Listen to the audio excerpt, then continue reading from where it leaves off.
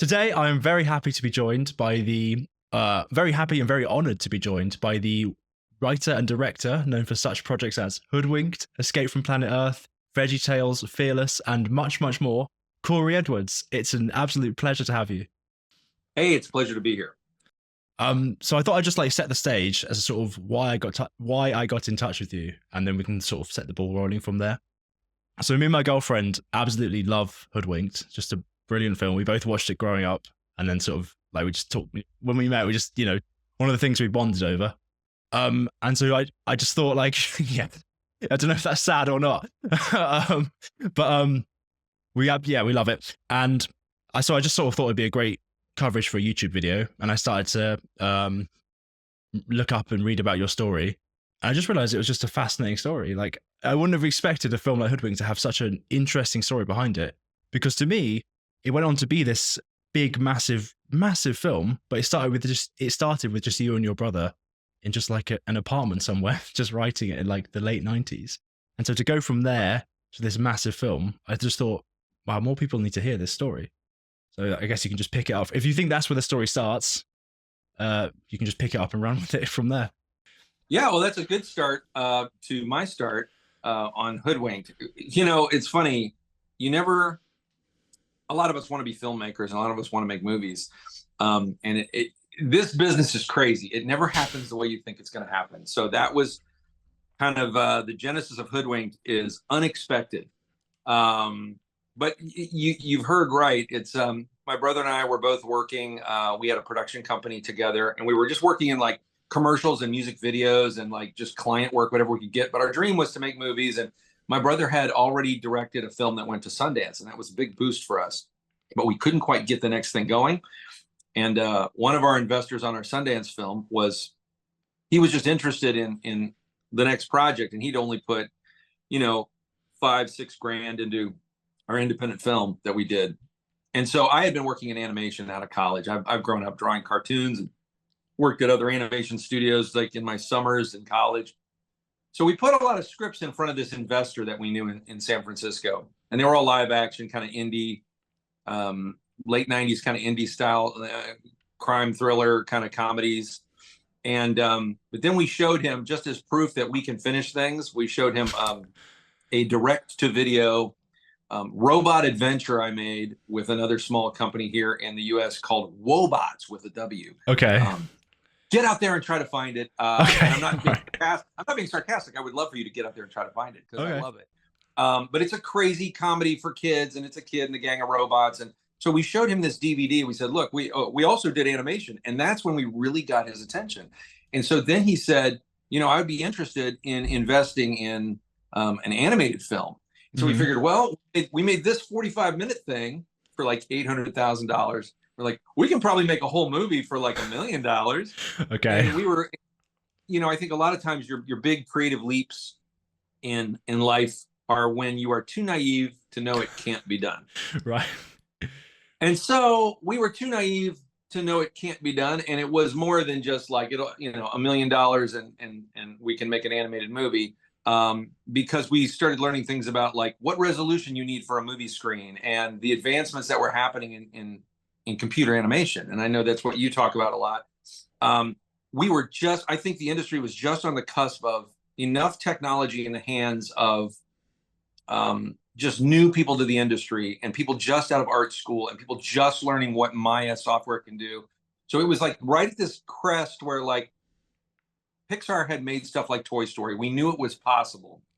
We were seeing a lot of stuff like VeggieTales, as you mentioned, and just television animation, but nobody had really done what we were about to do. Nobody had done the independent film with computer animation. And we'd seen a couple of people kind of flame out trying to do that. But we naively said, oh, sure, we can do it. We know some people. And so I'll try to jump ahead faster in the story, but it did start in an apartment in Pasadena. It was my brother and I, and then we brought on our old friend Tony Leach, and he became our editor, and then eventually became our co-director and our co-writer. So if I can paint the picture, it was this small apartment. Everybody just picture your own small apartment. But in one room, Todd and I are kind of writing the script, and we're also drawing the storyboards. with pencil on paper. We had a couple of giant binders, and then we're giving them to Tony in another room, and he's got like what was the version of Mac that had the big colored bubble on the back? Oh yeah, I remember one of those. Yeah, yeah. So it's an iMac, and he's like Yeah. scanning them on a scanner. He's scanning my pencil drawings on a scanner, and he's cutting them together on a Mac. And we're doing all the voices. Okay. So I was like, I was Granny, and I was Twitchy, and I think my brother was Red Riding Hood. No, my sister was Red Riding Hood. We at least got a female voice for Red Riding Hood, but we did all the temp voices ourselves. And yeah, and so for a long while, we had this investor's commitment, and I think originally he was committed to maybe 1.5 or $2 million. I don't know what that is in pounds, but so it was around a $2 million thing. And then we found this a group of animators in the Philippines. Some of them had come from different companies that had just folded. So our producers, literally, we found we've been friends with some producers who are ex-Disney, and we literally founded a company in the Philippines with the investor called Digital Eye Candy. Okay. Shout out to all the people out there. I'm sure some of them are still on my Facebook. Nice. And socials, Digital Eye Candy alum. And so we started making this movie. We started with, we were cutting it on a Mac. Todd was composing the songs on a guitar in one room, and Tony's scanning and cutting stuff on a Mac in the other room. I'm doing rewrites, and I would come in and do re-records of the voices. And we just kind of chopped together a very cheap animatic of the film. And we just kept doing that over and over and over. I know that in a big budget model, people will say, you'll hear about Disney, and they will fully animate something and throw it away, or they'll get to a certain point in production where it looks pretty good, and then they'll decide some big story decisions. But we didn't have that luxury. And at the time, we thought we've got a couple $1 million and that's it. So we just kept cutting and recutting the animatic. Probably 50 or 60 times we recut that animatic. So, and we were showing it to family and friends. We had like unofficial little focus groups. So by the time we were finally taking stuff to the Philippines to like physically animate, digitally animate in Maya, and build the wolf's face and build Red Riding Hood's face in the computer, we had a pretty good grip on what the story was. We'd made kind of the major cuts, and it was pretty refined. So I will always tell young filmmakers, fail as often as you can, as cheaply as you can, before you start spinning real. So we just kept failing and failing, I guess, or we just kept trying and trying things. And so then finally, we start seeing it take shape. And then through our connections with our producers, we were able to show it to people like Don Hahn, a huge Disney director. And he gave us some notes, and he was like, hey, here's where your movie's really working. Here's where you need some work. And, and I'm jumping over huge gaps in time, because we thought this will take us 12 to 18 months. And we were working on this for 3 years on and off. Okay. And the budget would slightly grow. Yeah. And our investor in San Francisco would get really cranky about that. And some of the producers would go up and talk to him, and I'd get on the phone, and, he'd be ready to cut the project and shut it down. And we'd be like, hang on. This is why it costs more now. We just found out that you've got to be at least 4K resolution to be on a big screen in a movie theater. And our supervisors in the Philippines sat us down and said, we don't physically know how to render this whole movie within the next 6 years. So it's like we just had a typhoon outside the house where we rented, where all the computer artists were sitting in it, and it almost destroyed half the movie on all the hard drives. So things like that were happening. But eventually, at the end of 3 years, we had something that was in color, and they were animated. And towards the end, we went from some voices that we knew in the animation industry, like Tara Strong, who has done, look her up. She's done everything. And she was Red Riding Hood. Sally Struthers, we had a connection to her, tried and true actress from All in the Family. She was our granny. We did get Patrick Warburton from the get-go. He was our first guy that ever signed on with no money, no contract. He just liked us. How did you find him then? Did you just send the scripts to people? Yeah, well, he was, again, it's like this weird path that doesn't make sense. He was working on an independent film. Patrick does like big stuff, and then he does little stuff. He's just a really interesting guy as far as what he will and won't do. If it's interesting to him, he'll do it. So he was on an independent film that Tony Leach, one of our co-directors and co-writers, was on. And Tony, I don't know what Tony was doing. He was helping with the camera department or something. And Tony just said we're working on an animated movie. You're one of the best voices we could ever get. And he said, well, send me the script. And so, you know, suddenly a couple weeks later, we're sitting in Jerry's Deli in LA, and in walks Patrick Warburton. And it's like meeting with a fictional character. It's crazy when you finally get to sit down with somebody you've heard most of your life. Yeah, does he have the voice in real life? Does he sound like that? Yeah, I really like the script. It's really funny. Yeah, I'll do it. And it's like, yeah, it's like he stepped out of the TV. And so, and he has been our champion forever. I mean, if I call him tomorrow, he'll do something with me, because he just really enjoyed our independent spirit that you talk about. You know, as we made this film, people started getting interested in not just the film, but our story. Like, man, it's like we were like this like garage band. Yeah. We were like this ragtag group of people. And we didn't know you're not supposed to do it this way, because you're not. We just started doing it the way we wanted to do it. And we had worked in live action film, and I'd worked a little in animation. And so we were doing this cobbled together thing where we, and all our animators, honestly, they were great, but they had never done, most of the people like beneath writer director level, producers and directors, most of these people had done maybe a commercial in computer animation. Wow. Okay. So we had a lot of people just learning. They were rock stars at learning and at producing stuff that we thought was cool enough that we hired them. But everybody was so green. So things would happen. And if you want to get into talking about CGI, I'm not a very techie guy, but we would find out about 6 months into animation that, you know, there's a scene at the end of the film where Granny is kind of snowboarding down a cable wire. Yeah. And I wanted her to I wanted the camera to be still, and here comes Granny, and she kind of whips by us. Well, when you're seeing something in gray model, and it's all gray, and you don't see the background, for some reason the physics were weird, and we suddenly found out that through the language barrier or something, this animator was making the camera go about 80 miles an hour, and Granny was like going 200 miles an hour, so she was slowly passing the camera, but all we saw was like this gray void around her. So we had these moments where we're like, oh, stop. We were looking at Maya. We didn't know what we were looking at. We're like, stop the camera, move the Granny. Or just crazy things would happen even in Final Color. I'm making notes on the computer because I'm not always in the Philippines, but I flew over there like 14 times. We had this database of notes, and they would wake up in the morning after I went to sleep, and they would read my notes. And like, we're in Final Color, and Granny's skiing. There's another Granny note. She's skiing down the snow slopes, and I suddenly noticed that she has only one leg. And I don't know what happened. Just something broke in Maya. One of the polygons or the NURBS or whatever, however they were using the language with Maya, it just disconnected the leg, or it disappeared the leg. And so my note that day was add leg. So it's like, you know, and continuity was a nightmare because we had one version of the bad guys that had ski caps and one version that didn't. And so suddenly we'd see a sequence and they'd be like, no ski caps, and then ski cap, no ski cap, you know, like, so yeah. We were not an official shop that had all the official positions and all those positions filled with people who had experience in other films. We were all learning together. Even though I had some experience as a director in smaller ways, this was my first long feature. So after all that kind of highs and lows, we still didn't have a distributor. This is the short version of the story, by the way. Yeah, I've got questions to drop in. I don't know if I should come in with some questions. Should I do some questions? I want to roll it back a little. Okay. They'll make it at this point. Yeah. Yeah. So I still want to go a bit back to the start. So you have around $2 million to fund this thing. And so you start funding in the Philippines because I guess it's cheaper to animate out there than it is in the US. And then I read labor. Yeah. Labor was cheaper there.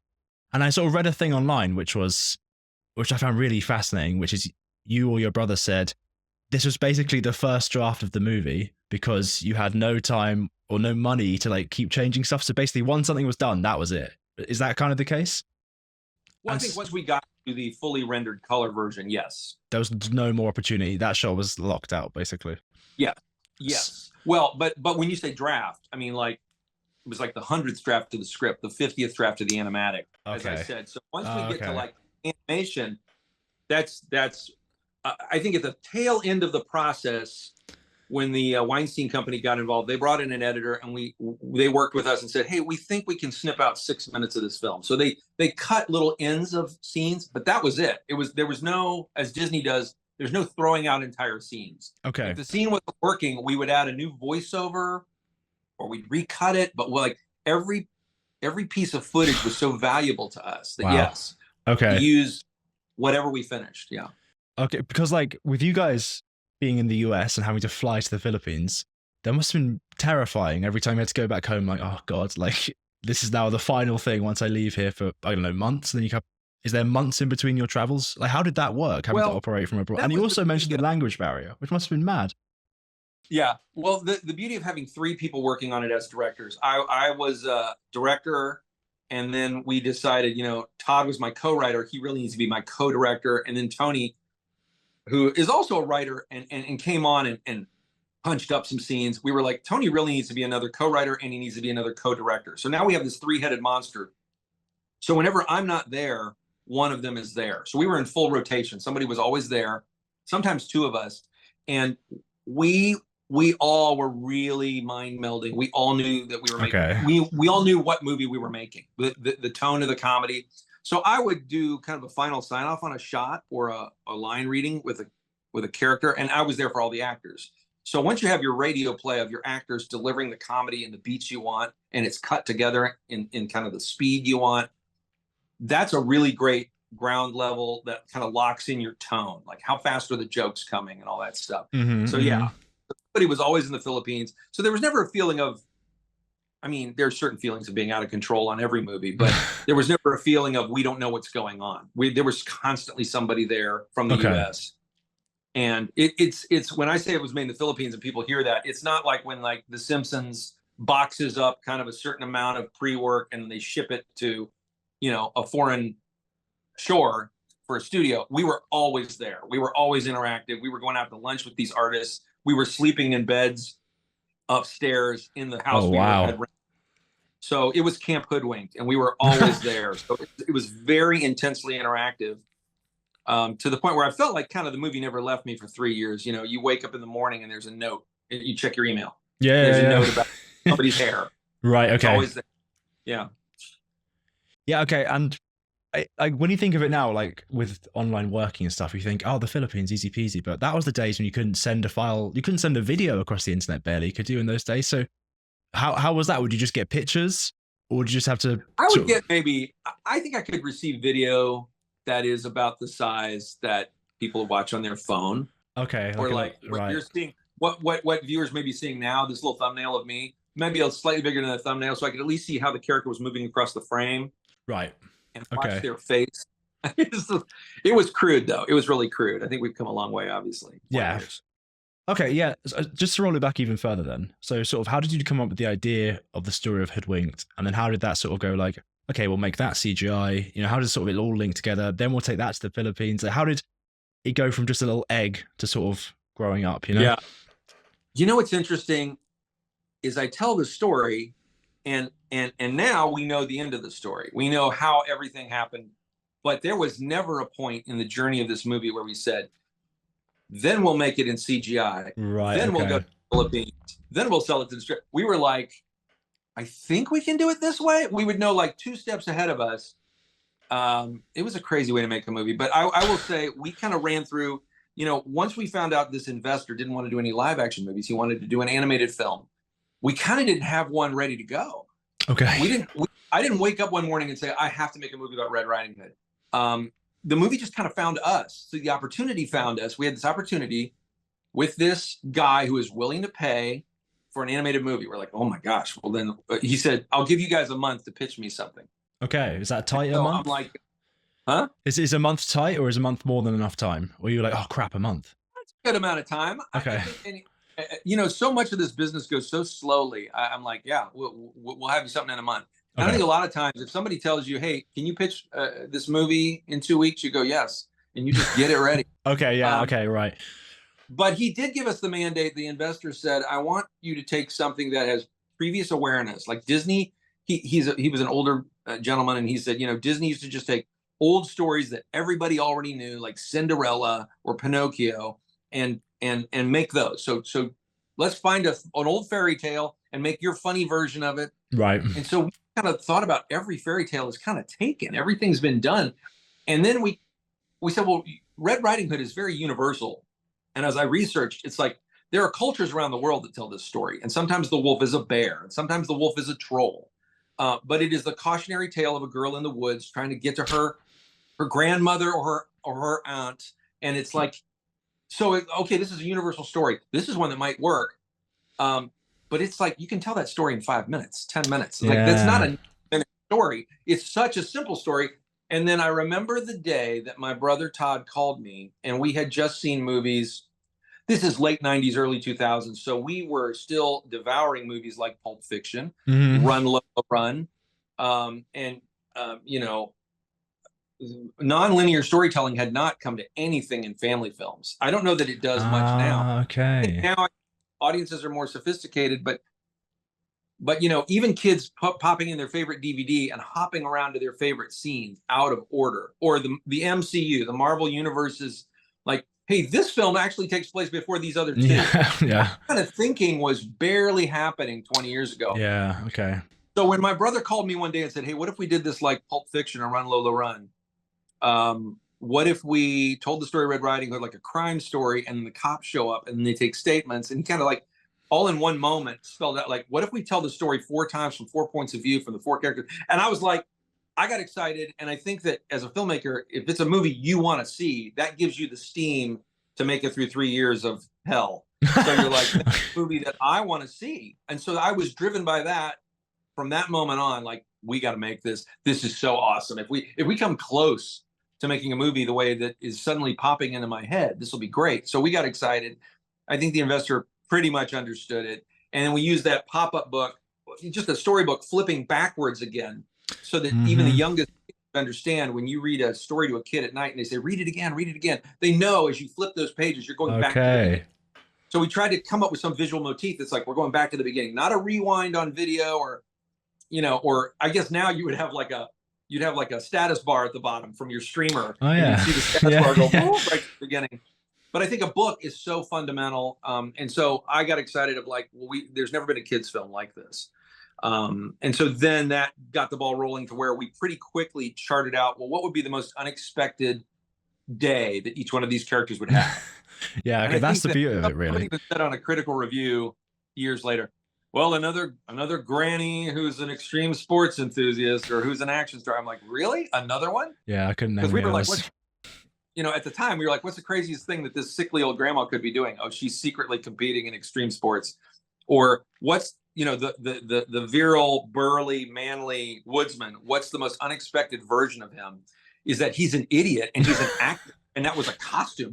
He's not even a woodsman. He's an actor for a commercial. So it's like all of those things and I think the hardest thing for the storytelling was that it doesn't really follow that 3-act. It was really hard to get it into that 3-act structure. Where the first part in the movie, you feel really devastated. You're at the bottom of Act 2.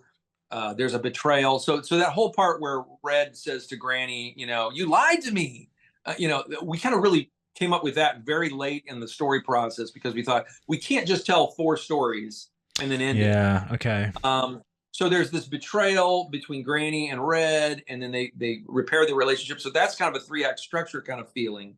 But we always knew we were going to make the villain somebody unexpected. And yeah, so it kind of accordioned around. And we also found that like by the 4th story, which is, we always wanted that to be the woodsman's, his is almost like a joke. It's not really like, it doesn't hold any dramatic weight. So the stories get shorter and shorter. Red's is very important. It's kind of the bedrock story. Wolf's gets a little shorter. Granny's gets a little shorter because it's getting crazier. And by the time the woodsman is like some Oompa Loompa nightmare full of candy-colored clouds. And like we tried to stylize each story differently. So by the time you get to the most ridiculous one, you want to make it pretty short. Right. Okay. Anyway, that's how we kind of charted it out. Yeah. So how did you sort of mentioned it briefly, like, how did you write this with kids in mind? Because it's kind of one of those multi-layered films where you can watch it as a kid, you get one story, then you watch it as an adult, you see more layers. But at the same time, like you say, it's quite complicated for a kid. There's 4, but I never got confused. So sort of when you're sitting down to write that, how do you think, right, there's like 7 different elements I have to keep floating together here? Yeah. We had a lot of charts. We had a map. We had a map of the mountain area where they lived. And we were like, well, if they're going to be here at 2 o'clock, then they can't be here at 1 o'clock, because that's on the other side of the mountain. So there was a lot of discussion about that kind of stuff. But also, I think I'm so proud of the movie, because kids can enjoy it as like, look at the silly animals. I mean, like 3-year-olds have watched this, which I caution. I would really love young kids to learn or hear the original Red Riding Hood story before they see this. Yeah, fair enough. Yeah. Please, parents, raise your kids on the original first. But I think 5-year-olds will be like, oh, the squirrel is so funny. Mhm. So we put different elements that I think are at a really low level. Squirrel is Twitchy's pre-Minions, everybody. I think the squirrel came in because I always loved, there were some Bugs Bunny cartoons where Bugs befriends this little baby bunny, and that baby bunny talks so fast that you can't understand what you're saying. So we had like, let's do some silly, and the woodsman is like so dumb. So there's some big, broad elements that kids grab onto. I'm surprised. I think maybe at 7 or 8, kids understand the nonlinear part of the premise. But what I'm also really proud of is that as people grew up and went to college, and to this day, I got a text. You come to me. Yeah, it's great. I hear from people on social media last week that say, this is one of my favorite films. I don't know how that's happening, because there were a lot of films at the time, like Over the Hedge, or a lot of like just crazy animals having adventures, or crazy fairy tale movies, Shrek, and people put it up there with that, and I'm just blown away. But I think it's because we wrote, to answer your original question, we didn't write this for kids. We didn't say, oh, this will be cute for kids. We were laughing our butts off while we were writing this. We, as 30-something guys, were writing what we thought was funny. Right. And I kept saying, we are writing an action comedy. We're not writing an animated film. We're not writing a family film. We're writing the best action comedy we can with Red Riding Hood. So, I mean, there were versions of this where we wanted car chases. We wanted to blow stuff up. I guess we did blow some stuff up. Yeah. We had an alternate ending when they all go work for the Happily Ever After agency. That was like the beginning of the A-Team, where this like black van rolls up and they all get out with like machine guns, and Granny's got like a mohawk, and she's E from the A-Team. We didn't make that version. Like, we got really weird, and I think that some of my favorite critical reviews were like, these guys had no guardrails on them. They did whatever they wanted. This was outside you can tell it's outside the studio system. I mean, we make a Ken Burns documentary joke. The wolf says, "What? Hey, give me a break. I was raised by wolves." Well, that's one joke. And then we actually go to the black and white photo from the 1800s of a family of wolves with sad piano music. So we were laughing and laughing, trying to come up with stuff that we loved. But we're all kind of kids at heart, and I never abandoned that little part of my brain that was like, no, kids are going to watch this. So I think this zone, and I've been hired since then for this tone that not everybody can do, because I believe there's movies out there right now that when I see them, I'm like, if you'd have just scaled back just a couple of the sex jokes, if you'd have just not made the knife go straight through that guy's neck. There were versions of movies that I grew up with where my parents would go on a date night, but then they could also take all of us to go see it. And it's just like, those are the movies that balloon and just captivate all of the world. So I don't want to get on soapbox about that, but like, I think we've gotten into an age where we're trying to shock each other as much as we can. So the more brutal the comedy, the better. The more rude the comedy, the better. Yeah. But I knew this had to be for kids, but I knew I wanted to make myself laugh.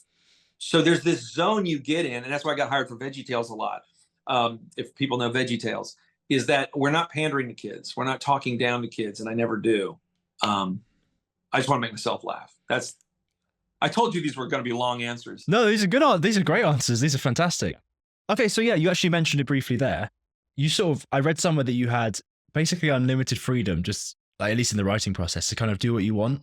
How come your investor was just like, yeah, go crazy? And is that how it was, or what? Well, at the time, this is like a 75-year-old man who really didn't know what we were doing. Okay. He was like, Red Riding Hood, great. And then he understood the different versions of the day. I mean, Todd and our producer Preston went up there to pitch it to him. I wasn't even there. For some reason, I couldn't make it. And they said he was like bewildered but excited.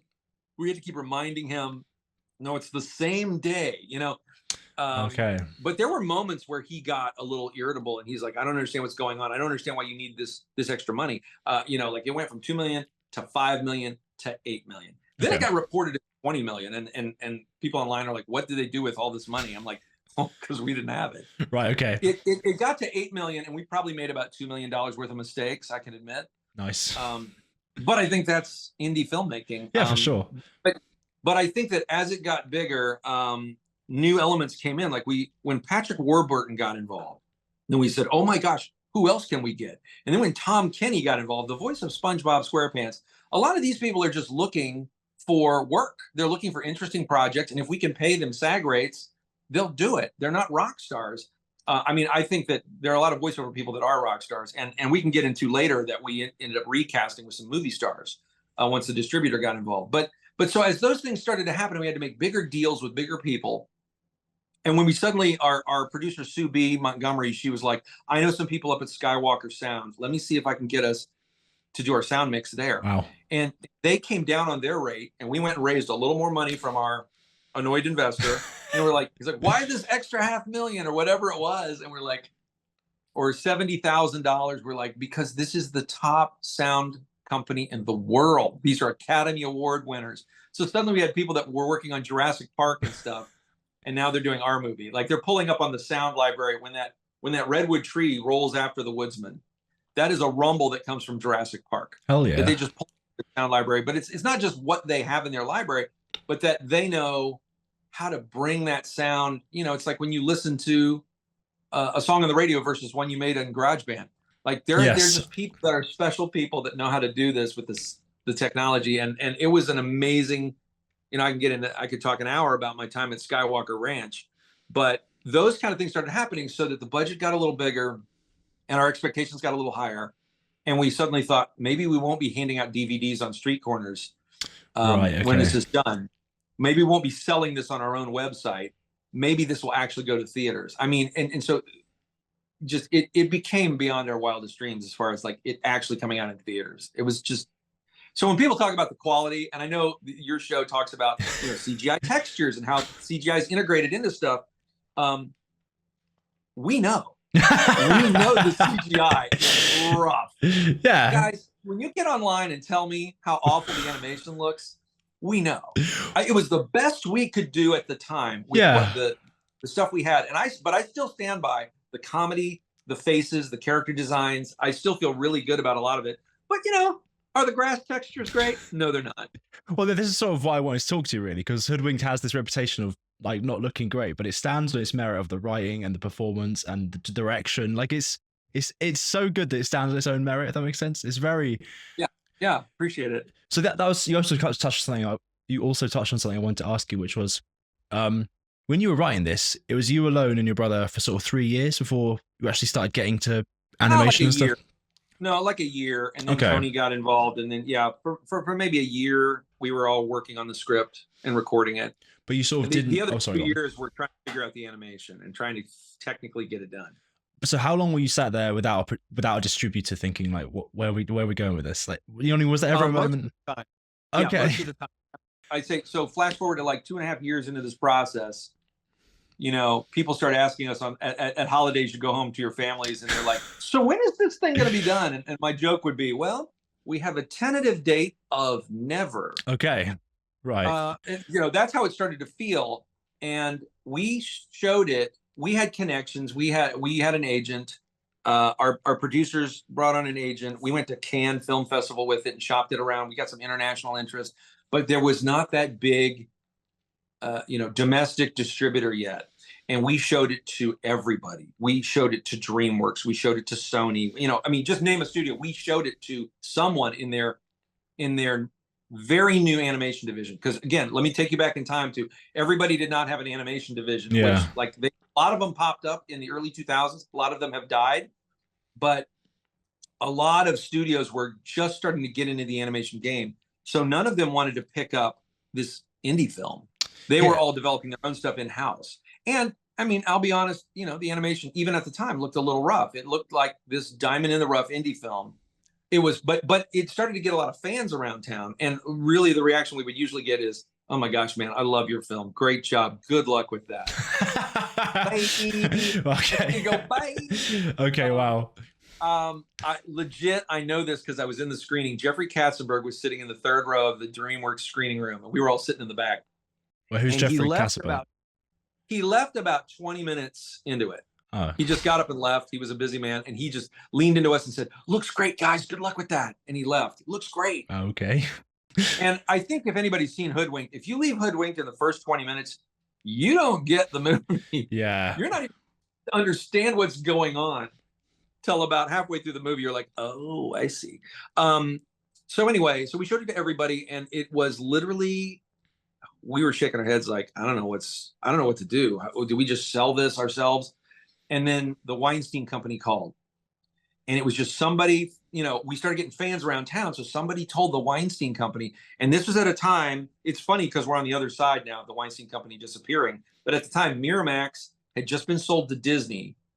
And so Harvey and Bob Weinstein started a new company called the Weinstein Company. And so they were voraciously buying up any movies, that's like they started back in the day, just going to film festivals and buying movies and putting them out, buying movies, putting them out. So because they had kind of had this thing where they wanted to beat Disney at their own game, they had never been in the animation game. And so we get this phone call where they're like, the Weinsteins are getting into the animation game.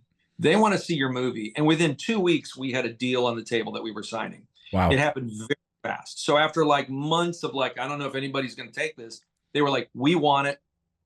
And, we can all say what we want about Harvey Weinstein now and what we have learned about him and his behavior. But I will tell you that in that time of the late 90s and early 2000s, when he found a filmmaker, he would treat them very well. He knew to cater to the filmmaker, and we literally walked into, it said, before Harvey signs his deal, he wants to meet you guys. So the three of us show up at the Peninsula Hotel in the lobby, and like we know that an assistant's going to come down and take us up to meet Harvey. We don't even know what this meeting's going to be like. He's in his penthouse, and when the assistant comes down, he says, "By the way, Quentin Tarantino will be joining us." Oh, wow. And I'm like, and we're all like, "Sure he will. Yeah, okay." It's like if you're going to meet Frank Sinatra and they say, "And Sammy Davis Jr. and Dean Martin will also be joining us." Like, it's just like insane. So we walk up there, and there's Quentin, and he's like, "Hey," and he loves animation. So we end up like for 45 minutes talking to Quentin Tarantino, showing him our trailer, and Harvey's just kind of sitting back laughing. Wow. But anyway, so it started a relationship with Harvey, where after Hoodwinked, he brought us on to like rewrite many of their animated films. We did rewrites on the Teenage Mutant Ninja Turtles movie that they put out, the infamous movie Dougal. We did a lot of rewrites on that. I've not seen Dougal. I've seen the TMNT movie. Yeah, we ended up saying we need a van called the Movie Fixers, like Okay. it's like the Geek Squad. Okay. Where you just call us and we come fix your movie and punch up the jokes. But so he really took to us, and we kind of in a few short months, they're like, we're going to put this out. I think it was December of 2005. We were going to come out Christmas Day at one point against King Kong, Peter Jackson's movie. Okay. They moved it to January 13th, which is at least in the States, it's Martin Luther King Jr. weekend, where all the schools are out on Monday. So it was a 4-day weekend in January, which traditionally has been kind of like a dead zone, but they were smart. Anyway, we conquered that weekend. It came out, we thought we were going to come out in 1,500 theaters. We came out in like 3,000 theaters. The awareness of it suddenly went up at the last minute to where there were commercials on all the time. There were cardboard stand-ups in all the lobbies of all the theaters. And every character got a poster, like the Toy Story marketing campaign.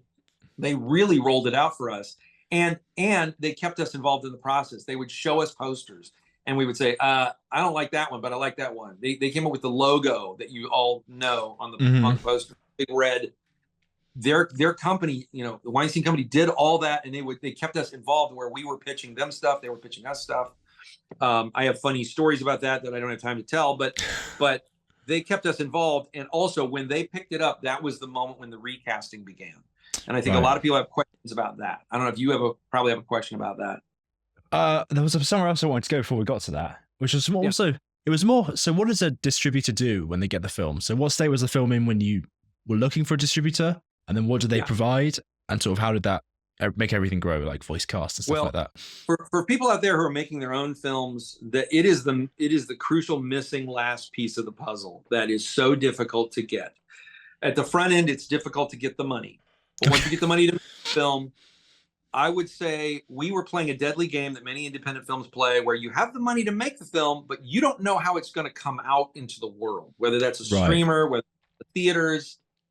if there's no plan for that, I've seen movies and I've been a part of movies where you finish the film and then it just sits there for 2 years, 3 years. Right. Okay. You forget about it. You're desperate. You take any deal after 3 years. So it's a crucial piece that the distributor, that word is a company that just like they have relationships with all the major movie theater chains all over the world, all the others, so it's like, and all the streamers and all the direct-to-videos, and they know when it's going to play on an airplane.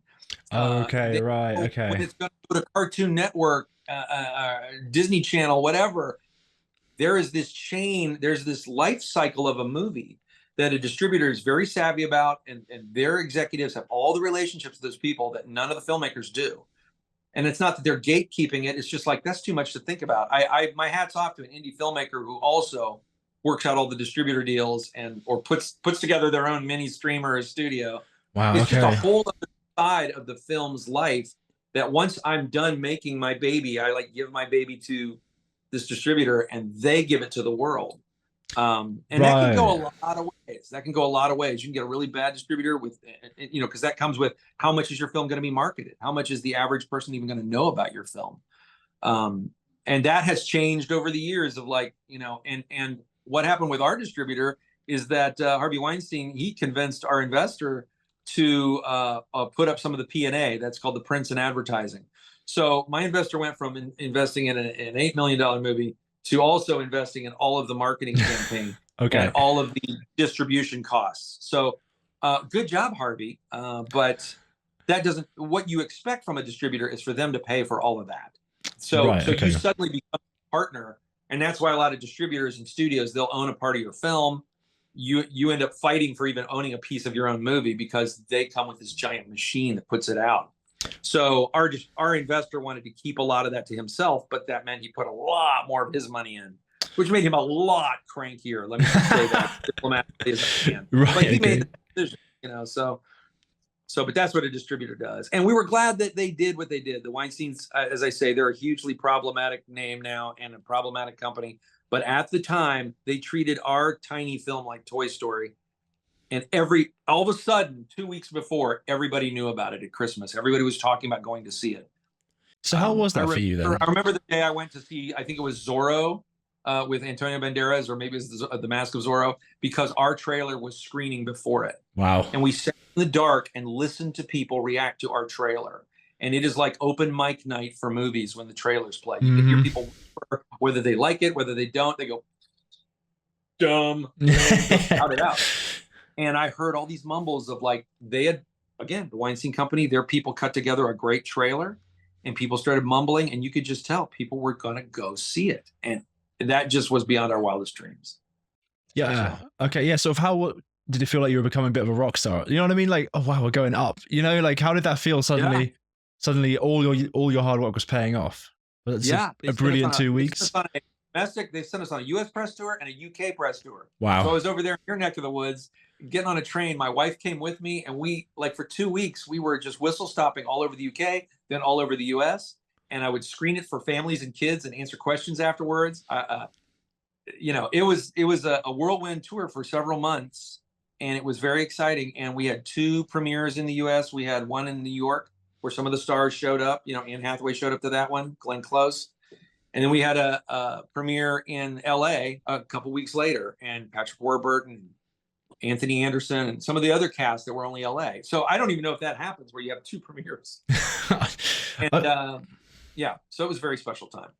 Okay, yeah, and you actually mentioned it there. How did you sort of start getting all these voice casting? Was that all the Weinsteins then, or what? How did that play out? Because you had massive names attached to this film as well. Again, say what you want about Harvey Weinstein. He can pick up the phone and get like people you can't believe. So we had a voice cast we were very happy with, and we went to bat for, and we really struggled with. I emotionally struggled with. I wrote nice notes to all the voice cast. Chief Grizzly, he's one of my good oldest friends. Joel McCrary did the voice of that chief of police, and I had to call him and go, "Oh, got some bad news." And he as a voice actor has had this call before, and he just went, "No." But we cast a very prominent African-American actor, rapper, we realized we only had white people in our cast. Like, you know, that was problematic. So we cast. So anyway, Harvey and his team, they start going, look, we want to call up. I'm good friends with Glenn Close, and you know, I didn't even know if Glenn Close could do the voice of Granny. You don't audition Glenn Close, so I had to like grit my teeth and go, all right, yeah. I mean, she's huge, but like I had to watch like 101 Dalmatians, and as Cruella de Vil, I'm like, okay, she's pretty crazy in that. She's willing to go for it in some direct. So then when she got in the studio, we had to figure out her voice like within the first half hour. And as you can hear in the movie, she does a great little old grandma voice. And Harvey got kind of he called me up and said, "You can't tell it's Glenn Close." And I'm like, "I tell you, man, that's the best part about it is you can use her name, but she sounds like grandma."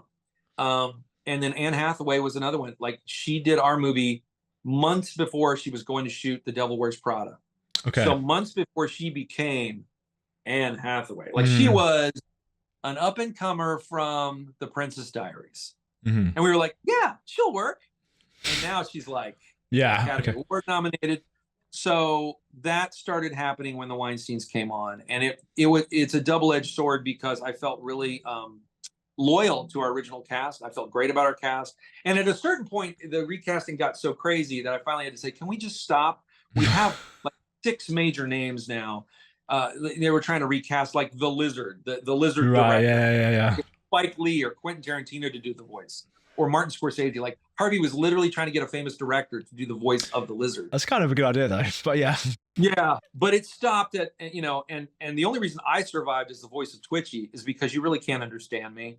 And it's not really one you would put a picture in. So I have remained the voice through the sequel and whatever.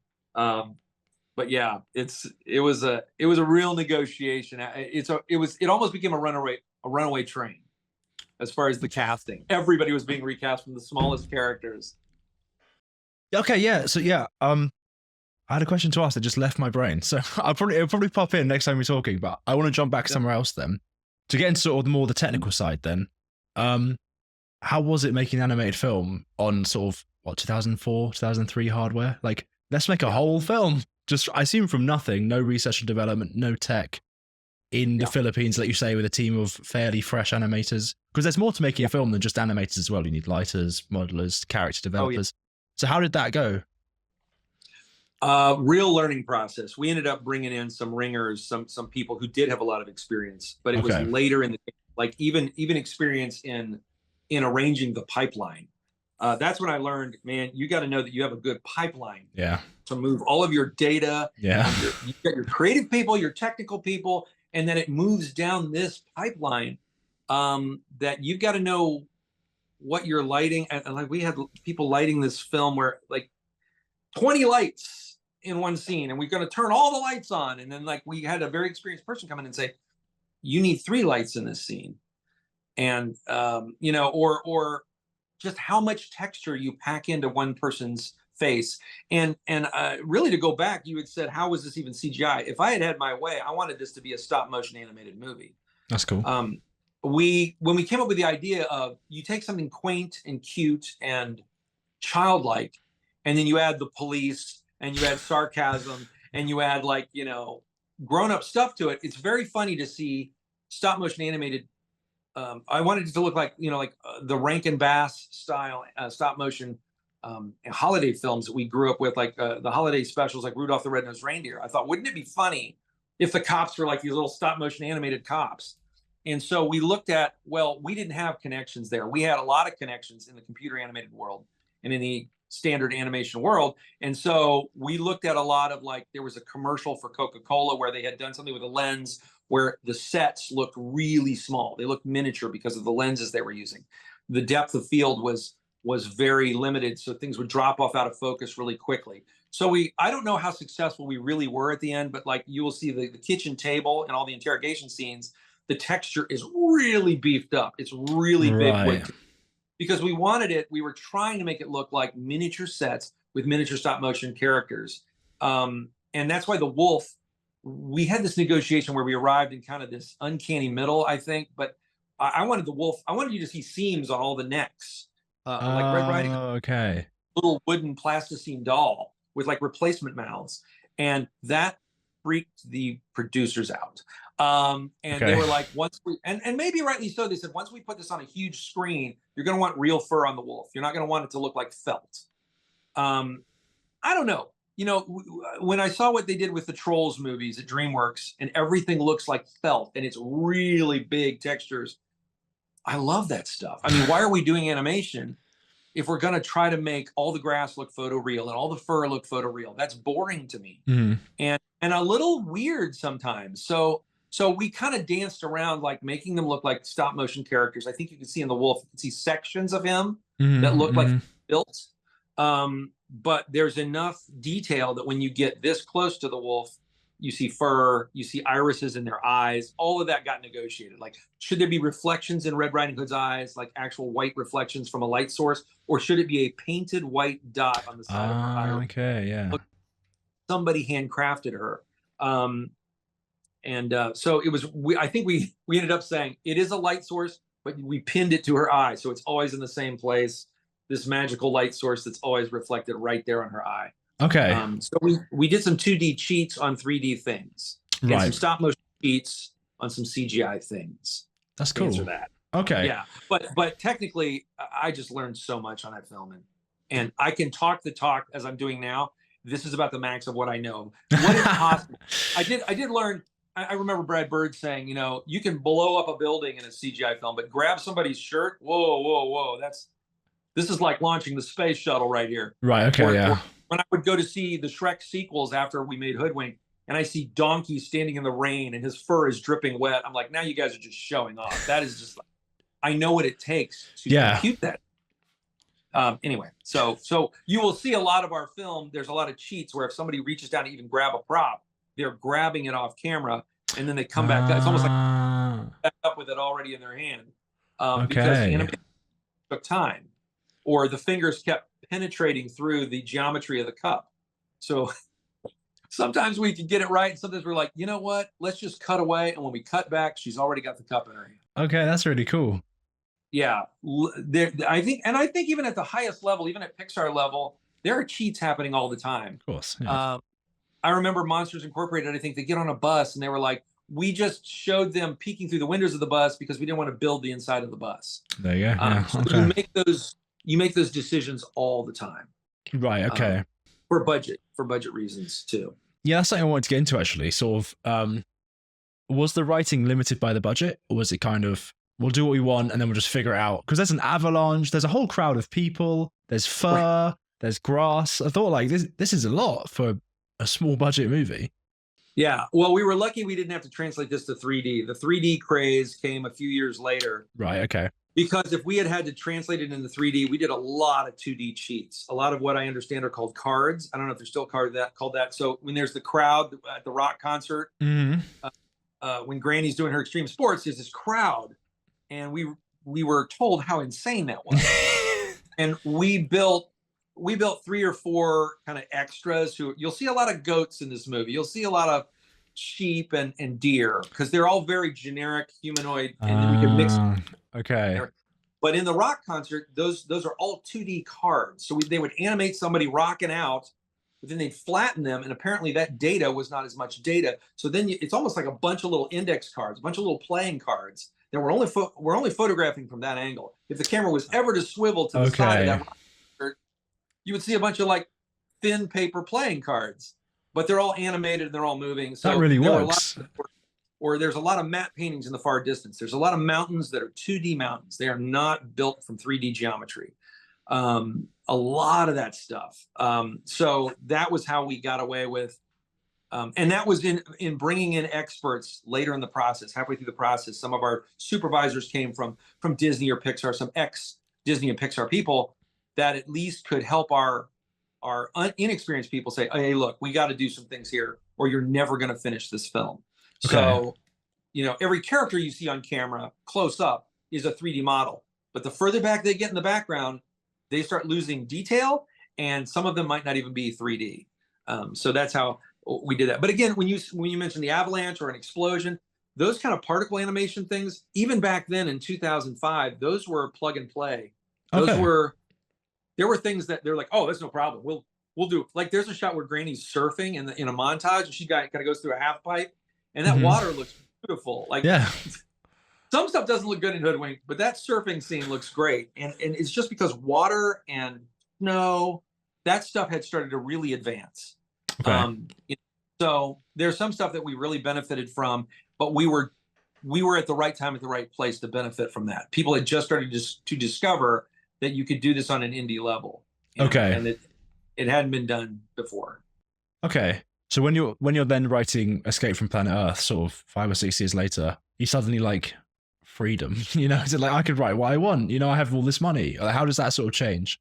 Well, it's interesting because I will say Hoodwinked and Escape from Planet Earth and anything else, there is a certain amount of freedom in the writing process, especially in animation. Sky's the limit. You can say, and they run up a volcano. Yeah.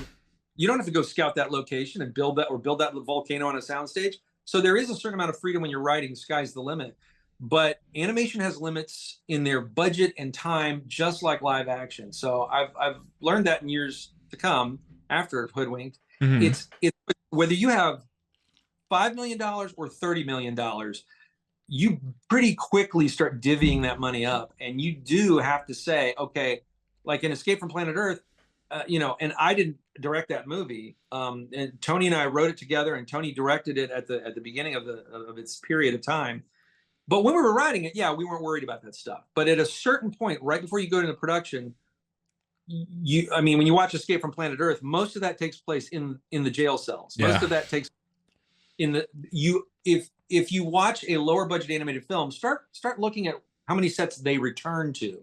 Okay, right, yeah. Whereas $200 million film, you're seeing a lot of new sets all throughout the movie. But in an indie film, smartly so, you start writing like, you know, we're always going to go back to their house, or like Hoodwinked, a lot of it takes place inside Granny's house. So we spent a lot of time on that set. It was a floor plan, and you could rotate around and you can get tons of angles inside that one set. So we spent a lot of time on that. Whereas out on the ski slopes or out in the woods, that is just random trees and random hills that we could mix and match. And again, as I said, a lot of it just 2D matte paintings. So you make those choices, and those choices were still made on Escape from Planet Earth, even though I believe that budget was, you know, way up there. It was like, you know, $60 million or something. I don't even know what the final budget is, because that has its own problematic story that I was not a part of. Okay. But they still had to negotiate, like, okay, we're going to stay, you know, in these certain sets, even though I think the quality of those sets obviously looks way better. If you count the number of characters that are actually in that movie, there aren't a lot of crowd scenes. There aren't a lot of, like, you know, they're not running through a shopping mall full of hundreds of people. And I've made some movies like this where, like, if the Army's involved in an animated movie, chances are, you know, a lot of the Jeeps and helicopters look the same. So you're really making one Jeep and one helicopter. Yeah. And now you have 20 of them whenever you want, because it's the same model. It's cut and paste. A movie I just made for Netflix called Fearless. We made the decision that because the Army gets involved with these aliens that come to Earth, the Army is so afraid of them that they put on gas masks. So now you have faceless extras. So now we really only have to make 2 or 3 different sizes of Army people. Their faces are covered like stormtroopers. And now you can just populate any scene you want with hundreds of Army people, which looks like a very big scale of movie, but it's really like you've just made one new character. So right. Okay.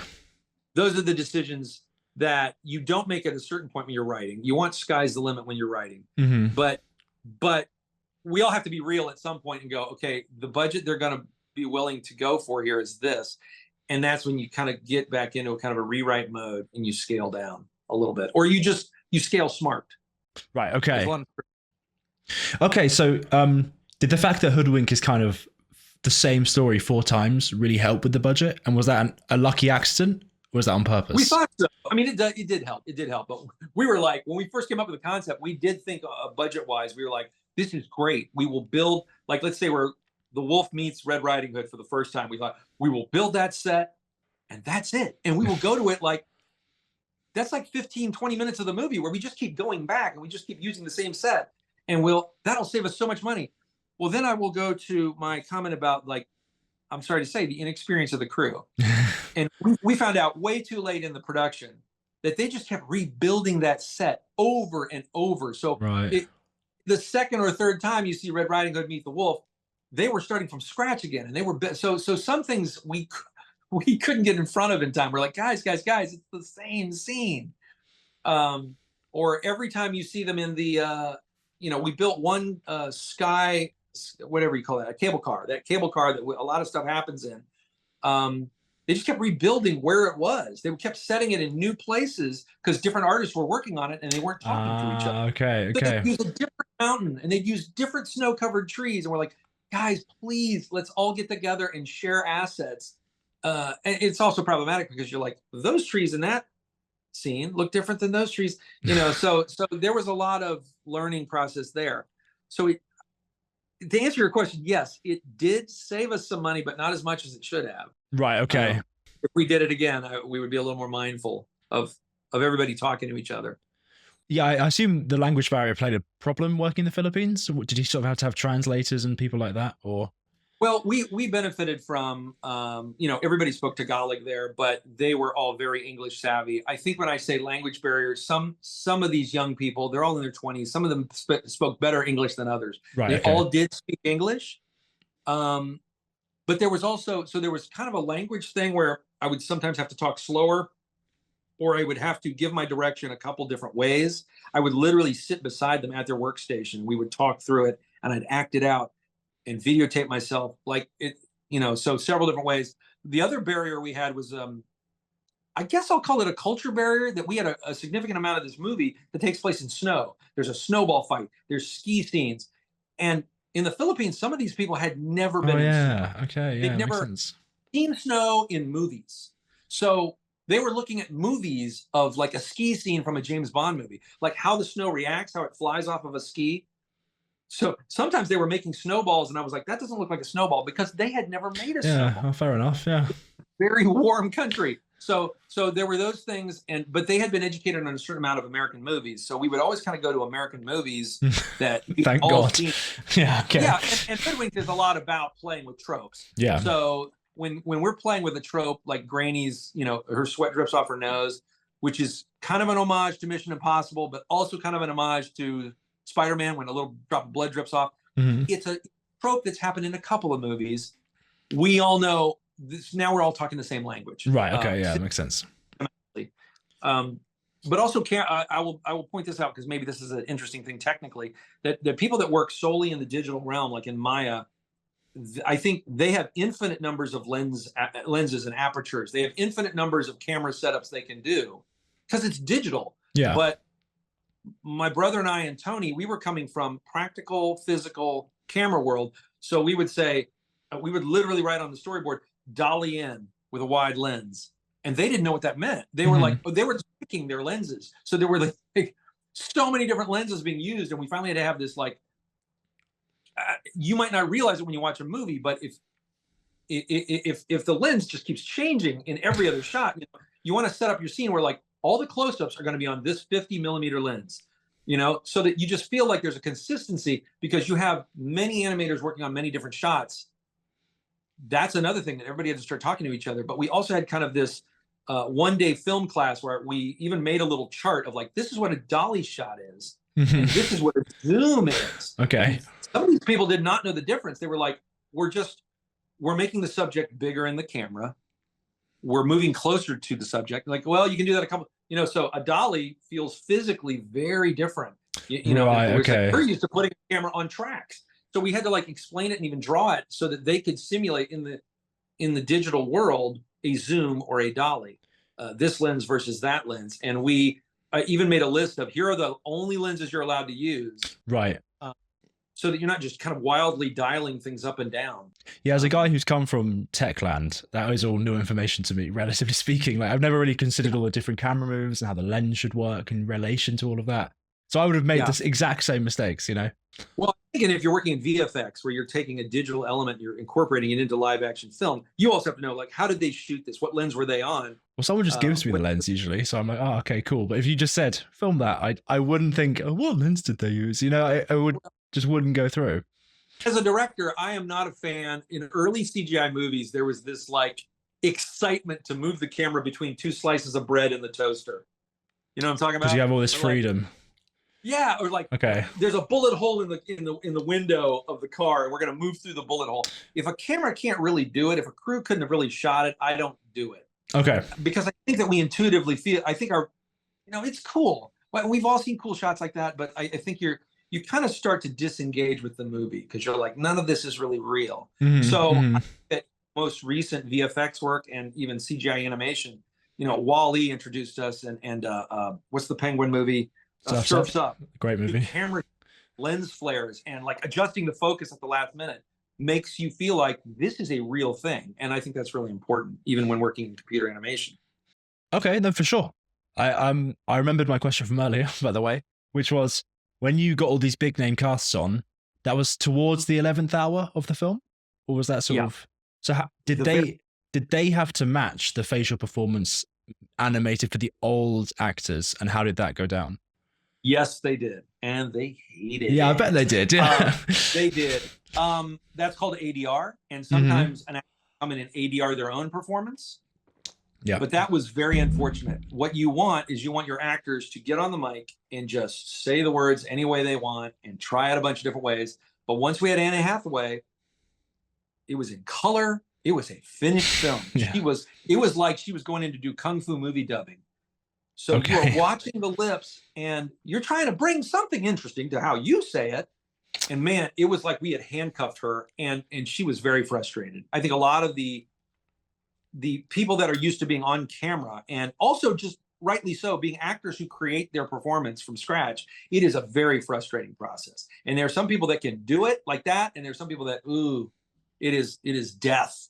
It creates a very wooden, very mechanical performance because they're just doing it over and over. We had to do it over and over until they got the lip sync right. And that is not how I want to work with actors. Yeah, as a director, how are you sort of handling that? Are you having to keep your cool the entire time, or like? Yeah. Okay. I'm just a cheerleader. I'm just like, oh, it's great. Let's try it one more time. And we punch in like, let's just do this one phrase again.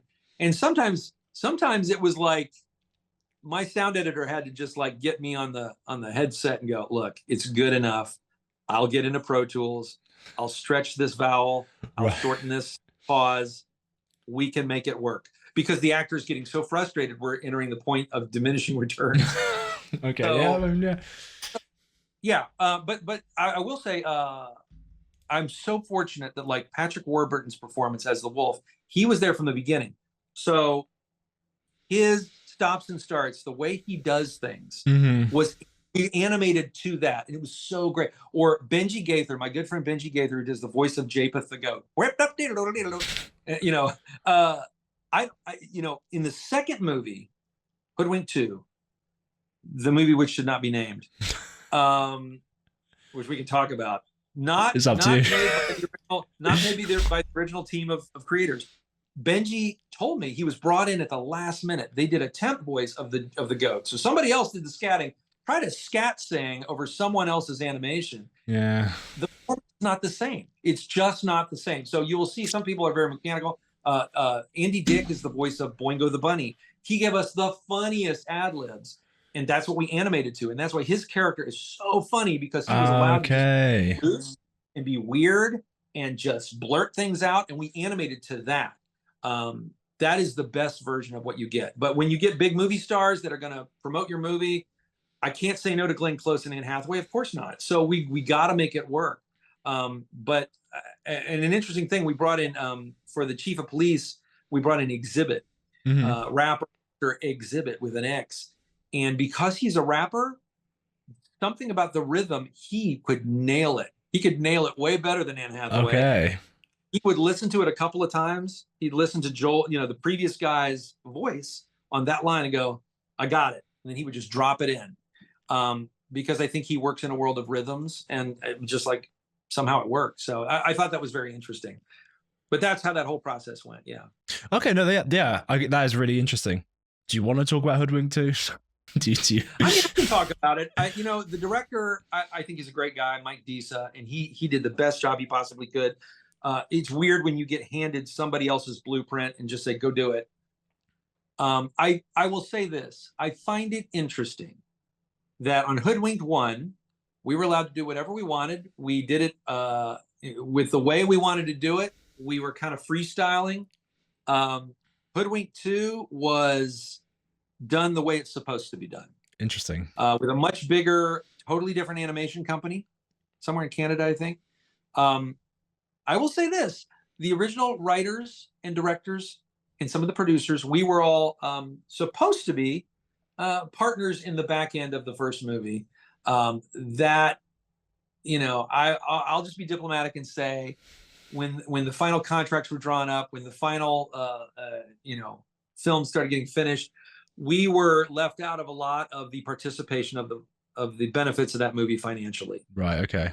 That made us not want to make any more Hoodwink movies. Makes sense. We were like, you know what, you guys can go make your own Hoodwink movie. So I think that just because we love the character so much, Tony and Todd and I wrote the sequel, and that's all we did. I think I came in at the last minute and looked at like rough cuts of like the storyboards, and then I saw like the finished film like 90% done, and I gave them some suggestions. They brought me in to be the voice of Twitchy, but even that, let me give you, this is a microcosm. They brought me in to do the voice of Twitchy on Hoodwink 2.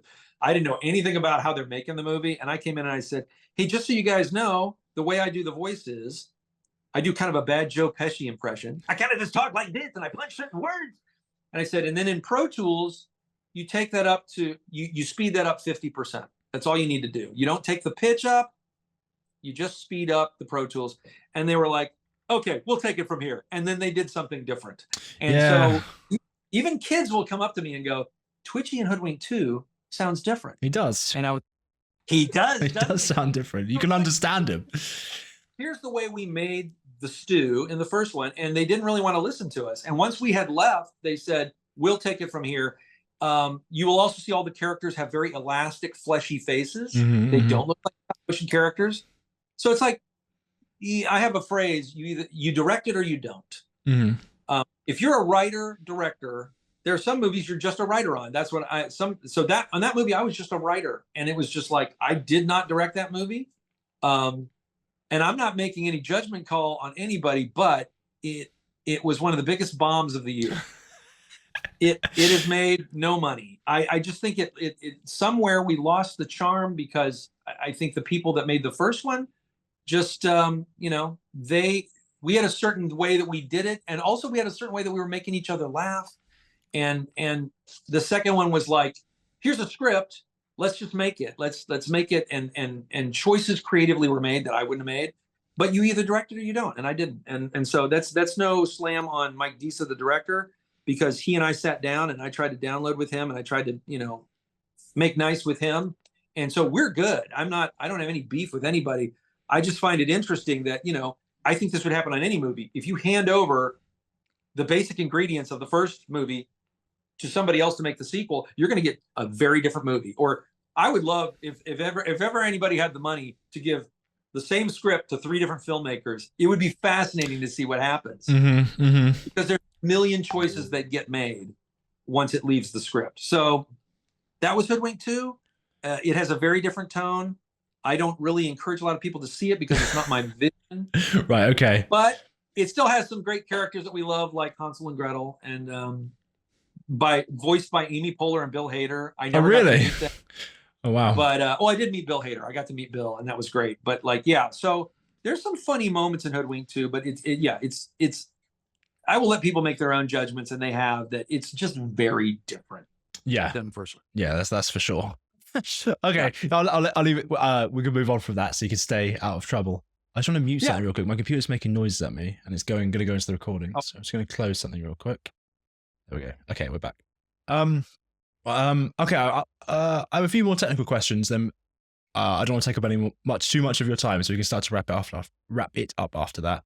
But I saw in an interview that the fur was a massive challenge in Hoodwinked. I don't know if you know much about that, because I was looking at like there's a lot of furry characters in this, and fur's hard now, so I couldn't imagine how hard it was back then.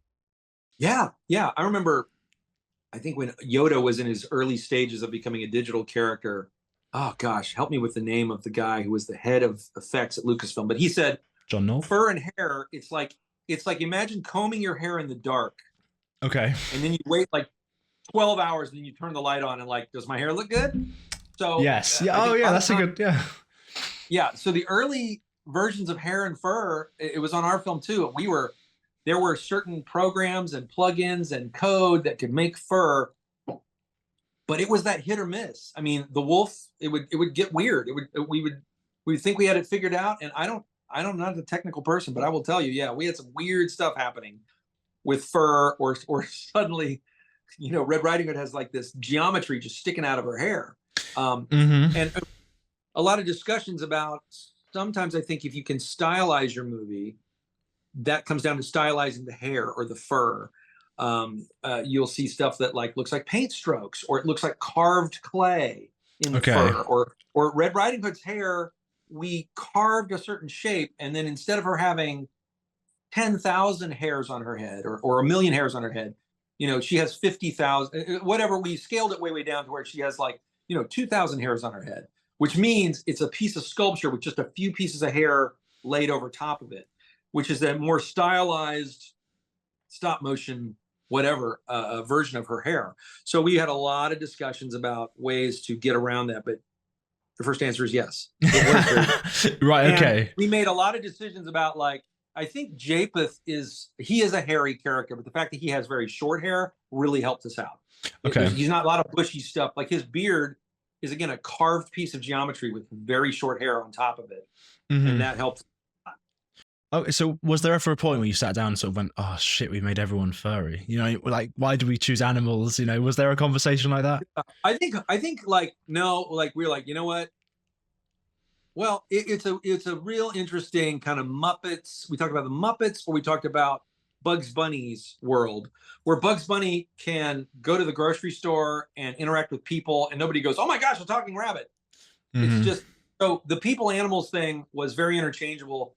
And so sometimes we would say, this needs to be a person, but for the most part, they were animals. Okay. But I think like the chief of police, he's like, the bear's head is like a cone with like very fine hair on it. So we made choices later. We didn't, there were a lot of turtles. Yeah. Twitchy is a squirrel, so you don't really think of fur. So he's really got kind of a photo texture over him. So those choices were made. Yeah. Thankfully in Red Riding Hood, there's not like an alpaca in that movie. Like there's not like. Okay. Yeah. Yeah. I'm trying to think of a dog with very long silky hair. Yeah, we just stayed away from it. And and the wolf has to have fur. So it's like we just chose our battles, and we knew that in those characters that had a lot of fur, we tried to limit those to 2 or 3 characters in the film. Okay. And then those shots became bigger priorities and more problematic, and we just knew it. No, yeah. Like we were so relieved when the head investigator was a frog. We were like, yeah, that's right. Yeah.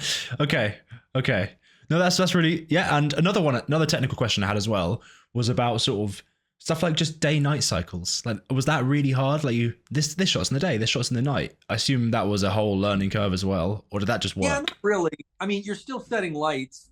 Okay. It was more of a continuity thing of like, we had charts on our wall of like, how does this take place over 2 days or 1 day? I think it's one big 24-hour day. And then in the third act, it's mostly at night. And we wanted the sun to rise at the end just to feel like a happy ending. So you'll notice it's nighttime all through the investigation. I think night falls. So the nighttime you see at the very beginning of the movie with the title comes up, that's the same night all the way to the end of the movie till the sun comes up. But in our stories, we had to track, okay, it's morning, it's noon, it's sunset. And we did that several times. Yeah, so that was a whole thing. But as far as technical, it's not really a problem. Okay. As a matter of fact, it's a delight in animation. You can make it sunset forever if you want. It's not like in live action where the light is changing constantly at sunrise and sunset. So that's why you see a lot of movies time or the nighttime. Like if you see somebody in live action and it's a big pivotal scene and it's right as the sun is going down, that's a gutsy move. Because they probably had to shoot that over 3 sunsets over 3 days. Right, okay. You have about 15 minutes where the light looks the same. But in animation, you just set your lights and you're, for months you're shooting at sunset. That's pretty cool, okay. It was really more of color choices and just aesthetic choices in the lighting. No, okay. Trip us up too. Okay, that's really cool. Right, I've got some closing questions then. Why do you think this film did so well? Sometimes I just say, I don't know. I think for reasons that we talked about earlier, in that we wrote it for adults to laugh first. Mm. It was adult comedy that kids could see. Mm. Kids would still be able to understand. And by default, some of our dopier jokes kids are going to get. Some of our plays on words and human language kids are going to get. We all love slapstick as grown men, so kids are going to get it. So I think the balance of adult and kid humor, because, and I saw this with Bugs Bunny cartoons, there are jokes I get in Bugs Bunny cartoons when I'm 5. At 5, I don't get the jokes that suddenly I watch the same cartoon at 10 and at 15 and at 30, and there's a brand new joke. I don't know who Humphrey Bogart is, but when he walks in and says something to Bugs Bunny, I didn't know who that was, or certain levels of sarcasm. So anyway, I think that the movie grows with people, even though it's the same movie. Right. Okay. And then the other thing is, we had so much time on the animatic with the script and the radio play and the storyboards. We spent at least, I can't remember now, but it's at least a year of going over and over and over, shoving another joke in the scene, shoving another joke in the scene. And my wife went on the press tour with me, and she said, you know, normally that would be hell on earth to be forced to watch the same movie over and over and over and over. But she says, you know what? It never got old. There was always something new that I forgot was in there. So there was always a new laugh. We were watching this movie every night for like 3 weeks with the audience and taking questions afterwards. And so we tried to pack it with every scene. We were like, can this be funnier? Can we add a zinger? Can we put something in the background? You know, so I think that's also, I think a lot of movies don't have that luxury. A lot of movies have a production schedule, and you try to get as much of that in as you can. Yeah, and I don't know. I don't know. That's the only answer I can give you, because I continue to be stunned. Okay. We're coming up on the 20th anniversary. Oh, really? People that are fully grown now talk about it as one of their favorites, and they return to it. And I don't understand it, but I'm grateful. Oh, that's lovely. Okay. A quick question that popped up there. Oh no, my brain's lost it. You said something really interesting in the middle of that, and I wanted to ask you about it. Yeah. Well, that was it. No. What having gone from making an indie film, as sort of your first big proper film, to then sort of more standard commercial films, what was the big difference like? What was the jump like from A to B? Was it suddenly tighter, less freedom? Yeah, there's always, as I say, you're always fighting your budget. You're always fighting your time. You know, it takes time to build a CGI set in the same way that it takes time for builders to build a physical set. You have to pay those people to sit at those computers and build something, build an asset. So money is being burned in the same way. You have to, there were choices made on my last film where I went from, you know, 15 sets to 10 sets to save money.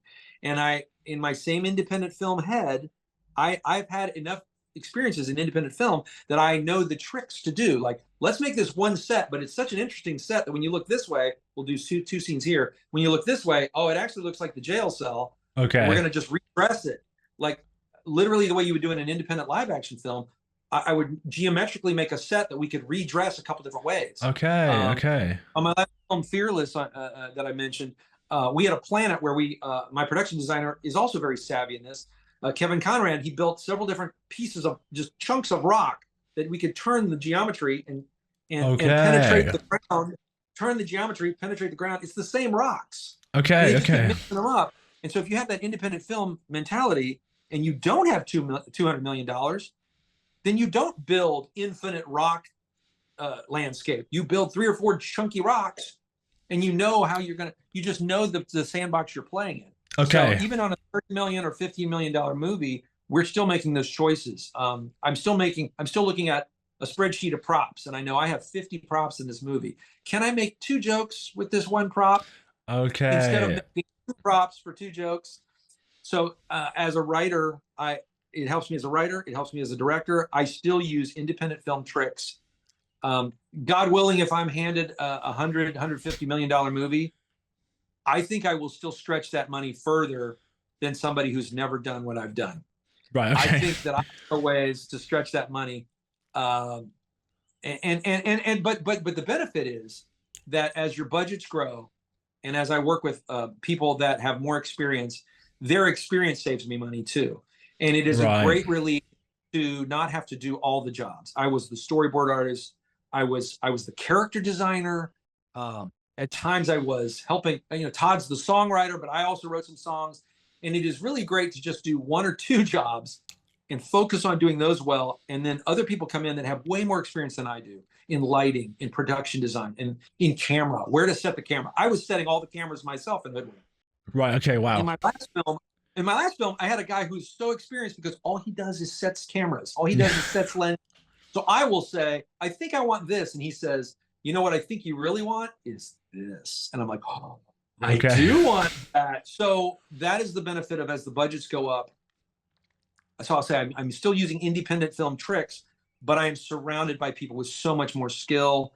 And that's great. That's been great because I don't have to have all the best ideas. I'm more of a traffic cop that lets the good ideas in and keeps the bad ideas out. Okay. And I will take a good idea from anyone.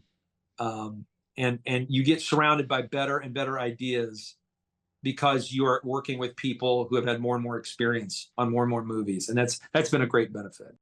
Okay. Wow. That's a really nice answer. So I thought of another question. So this isn't one of my closing questions. It's another question. So when you were designing the visuals, and you mentioned you didn't want to compete with Pixar, you didn't want to compete with Disney. Was there ever a moment when you thought this isn't looking good? Or did you think this is how it's going to look and it's going to work because of X, Y, and Z? Like, was there a moment of really, because there were many moments where we're like, hey, it's not look good. But you know what? When you create anything, there is a period of time where everything looks wrong and everything is messy and everything is failing. Mm-hmm. And I can't keep producers out of the workshop long enough. Producers and especially executive producers, you don't want them to see the creative process because it is messy and it is wrong. And there were designs of the Wolf or Red Riding Hood or anybody that just looked ugly. And you've got to go through a lot of versions. So I will say, yes, there's a lot of bad stuff. And then you got to get through it. You got to throw a bunch of bad stuff on the wall to get to the good stuff. But then what was your question? Sort of, was there a moment when you thought this isn't going to work? Like when you saw the visuals, you know what I mean? And then was there also a moment when you thought, oh, this is working? How did it sort of go from, that sort of circle? I do remember a moment where one of our best animators took my storyboard of the Wolf and took Patrick Warburton's recorded voice and did this thing where the Wolf is doing this with his hand. He's like, like all it took was one shot from one good animator. And I saw the 1,300 shots. Brilliant. I was like, and we had varying degrees of experience, as I said, on this film. So some shots look terrible, but I knew it's possible. This is going to work. That one shot looks exactly the way it did in my head.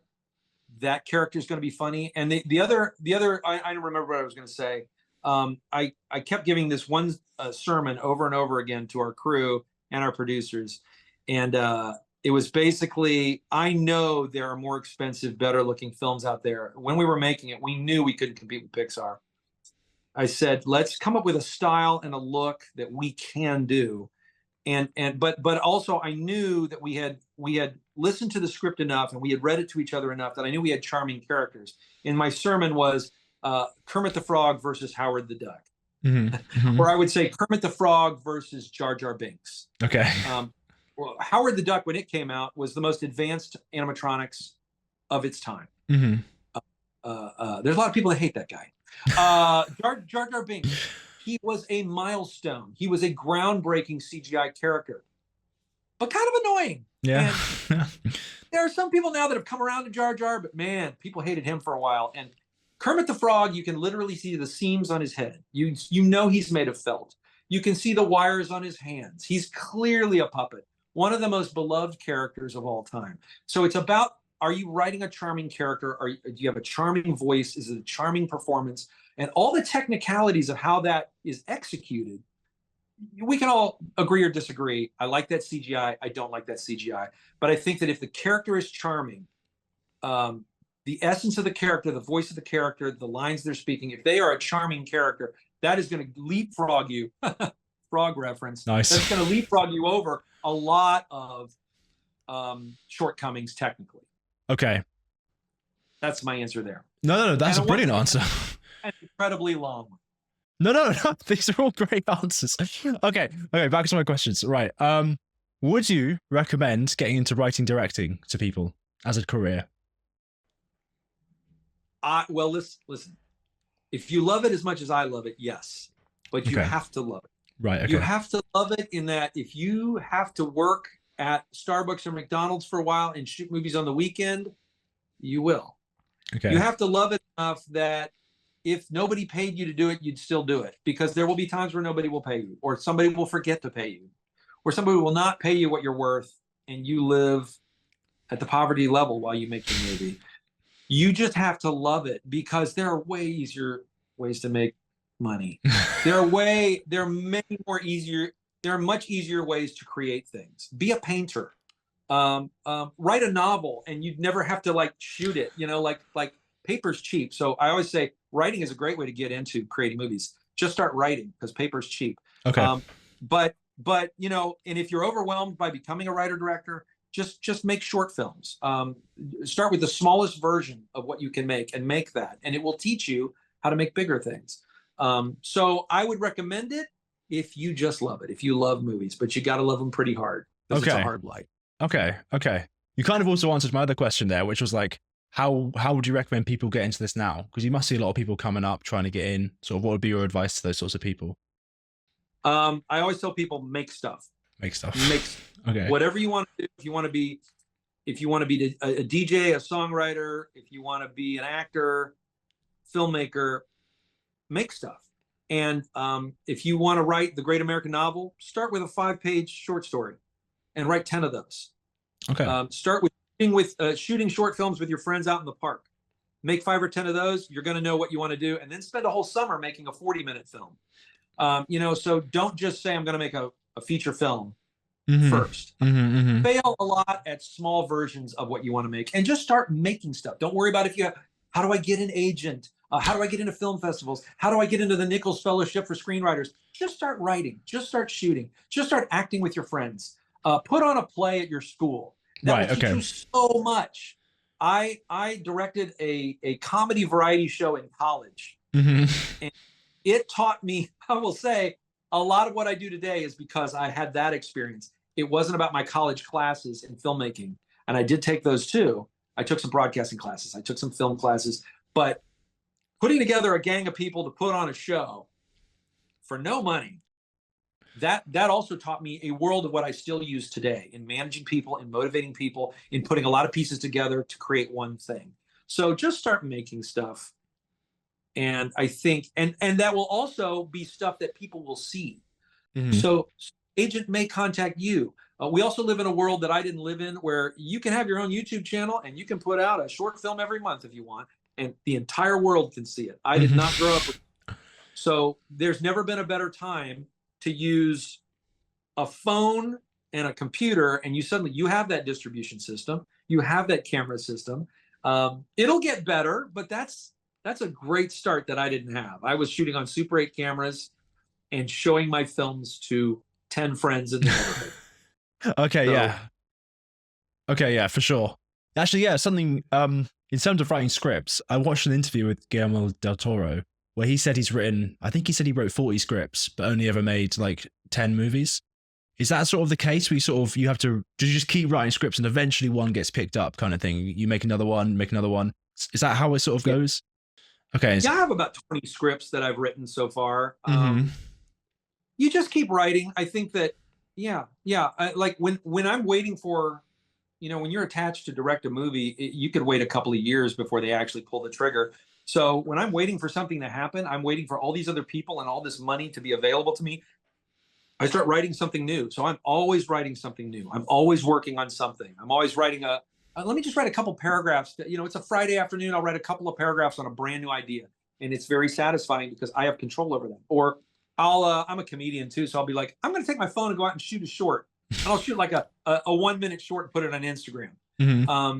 So I'm always generating something, and it teaches me not just how to do it, but it's teaching me about myself. It's teaching me about my brand or my voice as an artist. And that has changed since I was 20. I'm now 55. I want to say different things, and how I say them is different. So as I write scripts, I'm just like, to answer that Guillermo del Toro question. Yeah. My first and second screenplays I wrote, 100 pages. I don't think anybody will ever produce. Have you read them But since? I had to do it to understand how to do it. Right. Okay. So just start writing, but then there are some things that, like my third or fourth script that I put away for 10 years, I got back out again and I did a rewrite and I was like, this is pretty good. Okay. Knowing Okay. what now, I think I know what to do with this. And I've gotten pretty close on making one of those scripts that's 15 years old. Okay. Wow. Okay. Keep writing, and just because it didn't get made now doesn't mean it won't ever get made. And you may end up turning it into a novel or something. You know, it's all valuable. It's every experience, even the failures, even the things you set on the shelf and put away. That was valuable time spent because it taught you about yourself and how you make things. Okay. Okay. That's very good. That's very good advice. What sort of stuff are you working on now, and where can people find you? You can find me on Twitter or X, however you want to say it, at Real Cory Edwards. Cory. There's no E in that. Right. There's an E in Edwards, but there's no E in Cory. I have a website, CoryEdwards.com. I used to put a blog on there a lot. Now it's just kind of a home base for stuff that I do and announcements. And I'm on Instagram. Can't remember my Instagram. We can put it on Do you screen. have your own Instagram? It's like CoryEdwards.ig, I think. Anyway, Okay. I'm out there. Yeah. You can find, I'm out there, and I have a YouTube channel where I make like funny comedy shorts. Oh, I have a stand-up comedy special on a platform called drybarcomedy.com. It's a half-hour stand-up special. I'm very proud of. Okay. Go kill Cory Edwards on drybarcomedy.com.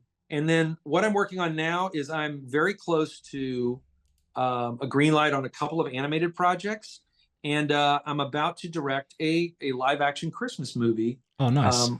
The winter and spring. I'm very excited about that because I'm going to be on a set with real cameras and real actors. And Wow. as I've said, that is very different than animation, but that's going to be a fun, different kind of project for me. But mostly comedies. I still work on comedies a lot. Even if I make something that is dramatic or horrific, it's still going to be a comedy. Okay. Because I can't get that part of my brain off for some reason.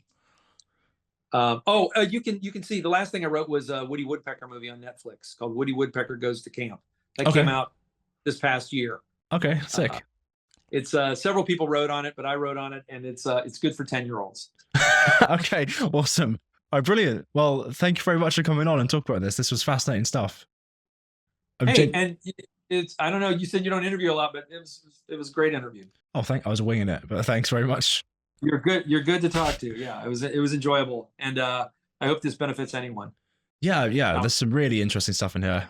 Hopefully some people really get something out of this. Yeah, it was my pleasure. Yeah. Well, thank you very much.